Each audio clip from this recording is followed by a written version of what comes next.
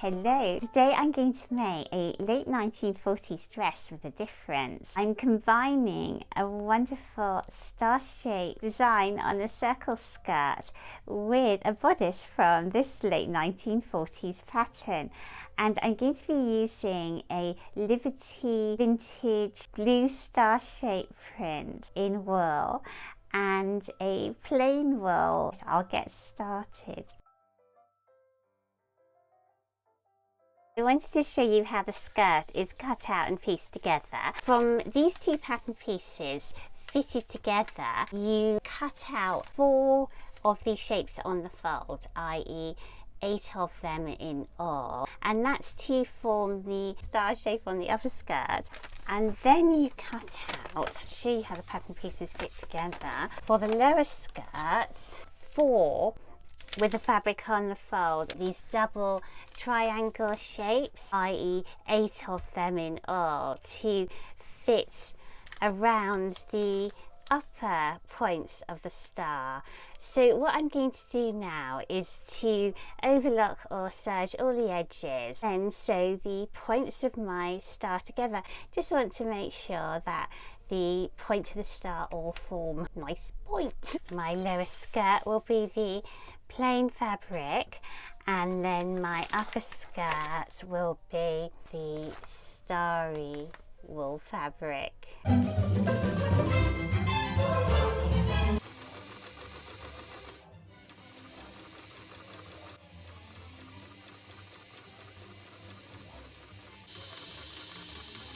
I'm just popping in to tell you that the 2 lower triangles that I cut out together, I actually did decide to cut down the centre and then piece them all together separately. And the reason for that is making sure that the points of the star align is actually easier if all those triangle pieces are separate. So the reason I'm in my hat and coat is that I was in the groove sewing. When I turned round, I felt watched. You know when you just feel watched? And I turned round and I saw this. So I guess it's their walkies time. It feels like their walkies time an awful lot. I can't resist the nagging. The pressure is too great. So I'm going to take a little break and take them down to the beach and then hope that they come back, have their treat, of course, and then have a nice little snooze on the sofa so I can get on with things again.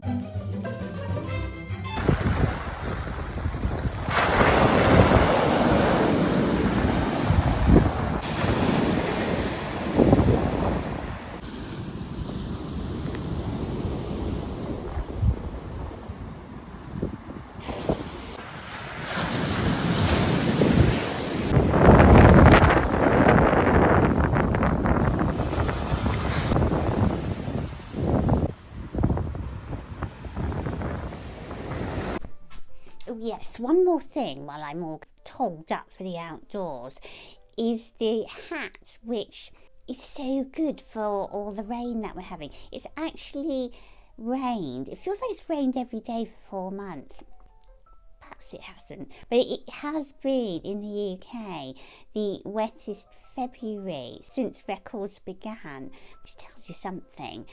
And it's mid-March now and it still rained every day. Oh, but yes, no, the hat. I was going to say quickly about the hat. You might have seen me make it on my channel. It's a 20s cloche hat. You can make it using simple dressmaking techniques, and I made this from a piece of upholstery fabric I got for 50p at a car boot fair. Because it's upholstery fabric, it's really tough and it's brilliantly waterproof, and because it's a cloche hat and I'll be down on the beach with all the sea breeze, aka howling gale, it does keep your ears nice and windproofed too, so I just thought I'd mention that.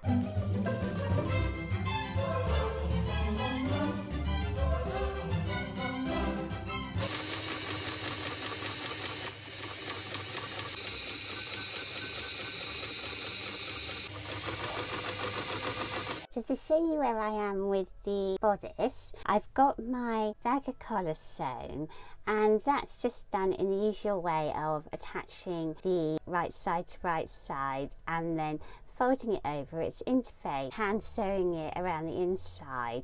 It has a facing which turns over like that.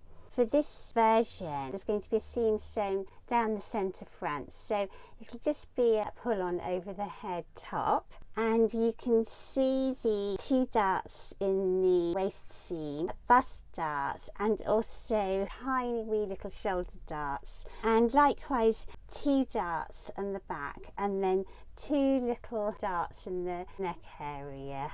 So that's then seamed part way down the front. You can see that everything is overlocked or serged.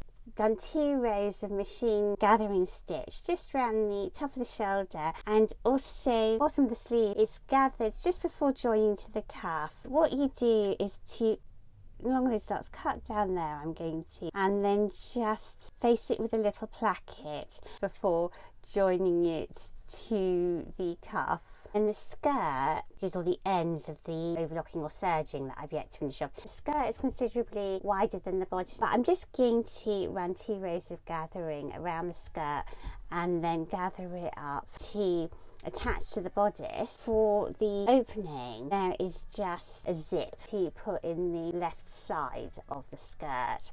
To show you the skirt, it's really important to match those points exactly. The main issue I've had, which you can see, that even though I was really careful just to press down flat, not to rub the iron around, it's still, these pieces are obviously, because they're cut across a cut on the bias, so there is a real risk of stretching and this fabric therefore puckering because it's been stretched when you press it. So I am being really careful with the pressing. Otherwise, I think the skirt is going to look quite dramatic. Now that I've done most of the seaming of the dress, I'm just going to pop up to my loft to have a look for buttons for the cuffs and also a suitable belt buckle. I'm sure I bought a navy blue one lately. This is the thing of being a, I was going to say haberdashery hoarder, but I won't call myself a hoarder. A haberdashery collector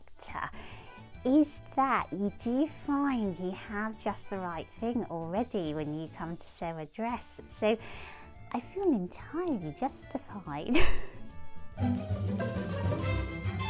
So I'm up in the loft. The sound that you might be able to hear in the background is rain, and I'm just looking for buttons for the cuffs. So I didn't want to use a card of buttons. I'm just looking through, this is my little display of random buttons. I've just been looking through the blue ones. I might not be able to find ones that match, but look.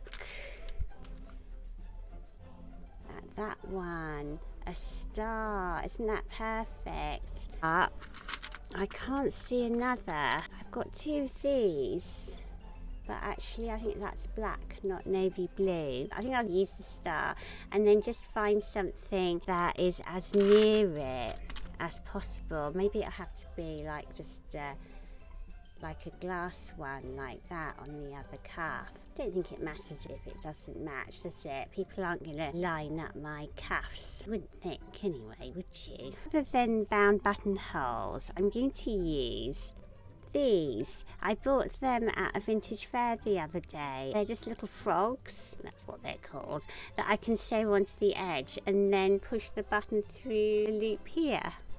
And then I also have this little navy blue belt buckle for the belt.